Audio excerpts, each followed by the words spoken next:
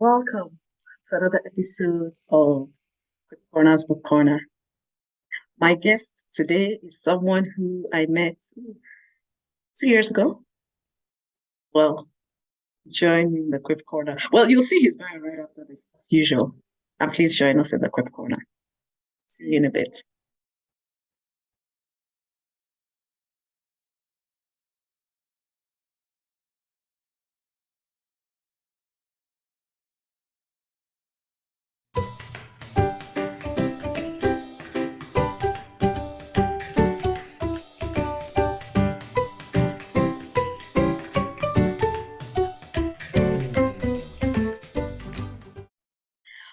Welcome back to the Quip Corner's Book Corner, Ron. Oh, thanks for so much for having me back on your show. After we had this conversation, when was it? 2 years ago?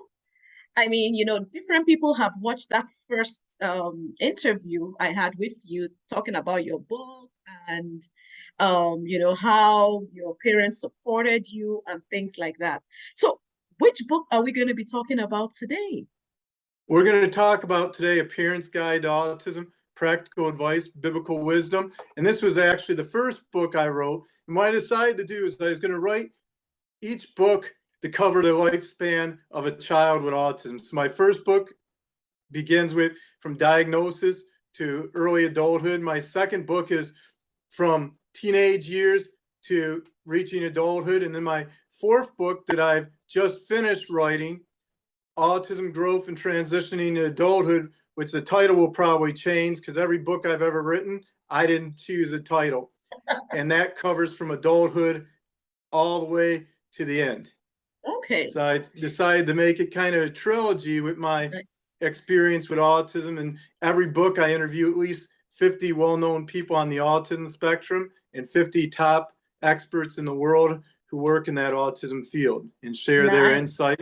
And I also share my life experience of being on the autism spectrum. One of the things I'm most proud of with being on the autism spectrum is only 3% of people with autism are gainfully employed. I'm gainfully employed. Only about 10% of people with autism have a family. I have a little daughter, Michaela, who's 6 years old. I have a wife. And then December 7th will be my 10th year anniversary of being married. And I got married on the anniversary of Pearl Harbor. So having autism, I came in like a kamikaze, a whirlwind of fire. Nice. Well, congratulations. That is great, great news. So tell us a bit about this book, please.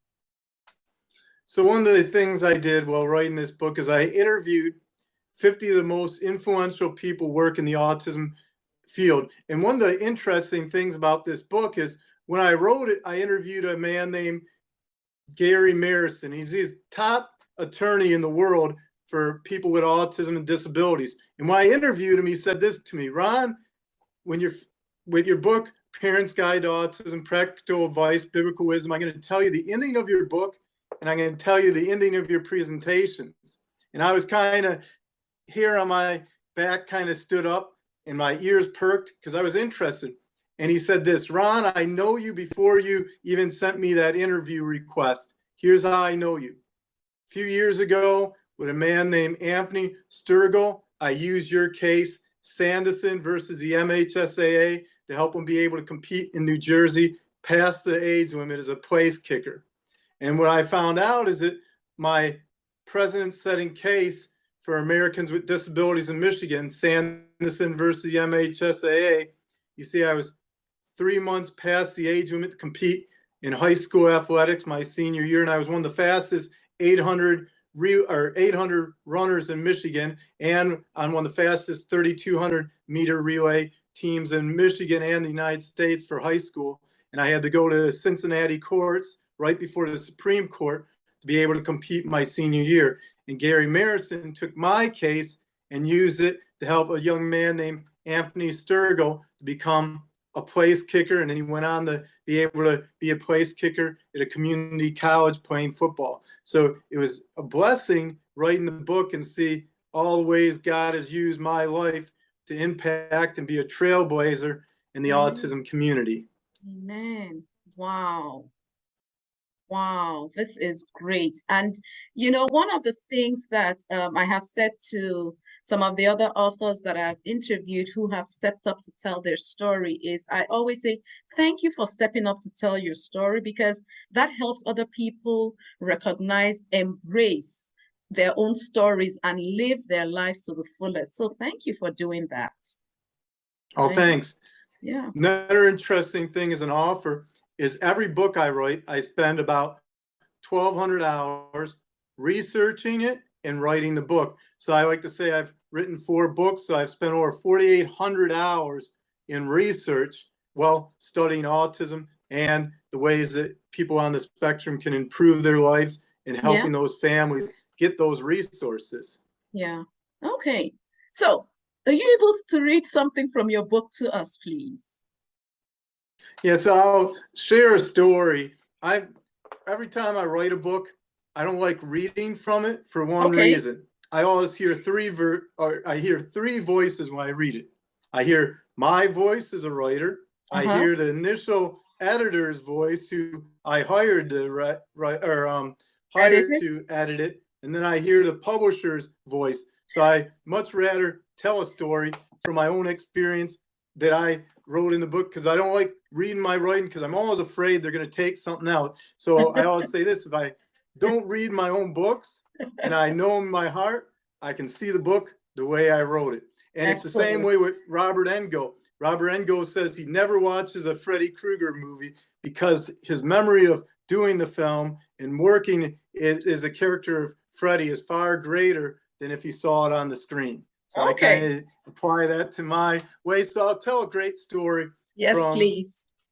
A Parent's Guide to Autism. So my experience with autism wasn't like Forrest Gump, kind of an awkward person. It wasn't like Rain Man, a man who's stuck in his own world. It was more like Sally the Seal. Here's the story of Sally the Seal. In March 1989, Exxon Valdez had an oil tanker with 54 million gallons of crude oil. It was going through Prince William Sound, and it hit an iceberg and a reef, and all of a sudden 11 million gallons of oil covered the coastline. And Exxon Valdez over the next 6 months spent $2 billion cleaning up the coastline. Then they realized they forgot a key ingredient, the wildlife that was victimized by the oil. So they decided to take one seal, who would be a lucky seal, named her Sally the Seal, and spend $10,000 rehabilitating her. They got her all rehabilitated. They used her as a mascot to raise money for the rest of the cleanup. And they made a little slide so Sally could go back in the sea. They Mm-hmm. invited famous dignitaries like Arnold Schwarzenegger. He said, Sally the Seal will be back. Then the big key day came, and Sally the Seal went down the slide and slipped in the sea, and out of nowhere, a killer whale. And Sally the Seal became Sally the Meal. And my experience with autism was like Sally the Meal. I got tore up, ripped up by all the boys.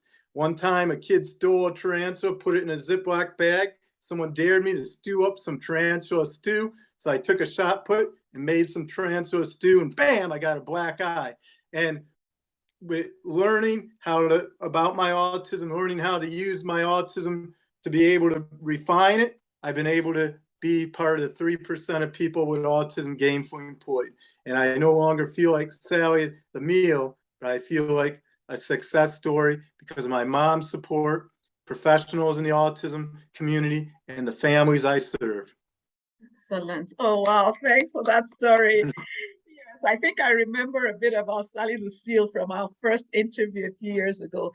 But, people will be like, that's a great story. And it's good that you're giving a parent's guide. But how can people get copies of your book? So people can get copies of my book, A Parent's Guide to Autism, also Views from the Spectrum, A Window on the Life and Faith of Your Neurodivergent Child, and Thought Choice Action. That's not a movie. That's a title of one of my books. They can get all those on Amazon. They can get them at Barnes and Nobles, Yeah. their website, and then any major Christian publishing website. My books are there. They're all over the internet. If you Google my name, Ron Sandison, I get first on Google, and there's always places where they can order them right on those sites. Okay. Thanks, Ron. It's been a Thanks. pleasure, a delight having you in the Quip Corners Book Corner with me today. And thanks so much for having me here. The weather is beautiful in Michigan, which is rare this time of year, so I'm feeling good. Nice. Well, just before I let you go, I'd like to invite you back, so that you're part of the World Book and Copyright Celebration next year. I'll send you an email about that, right? Yeah, perfect. And I'd love to be back.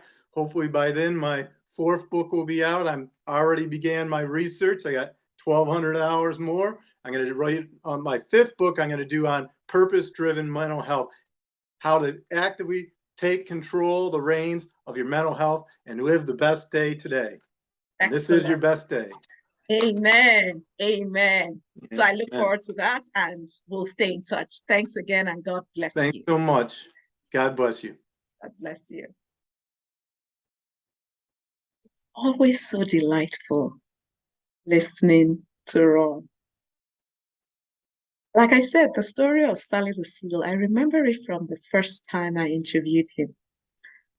Well, as usual, I'll put a link to that video at the end of this video so you can also watch the first part and just see the stream.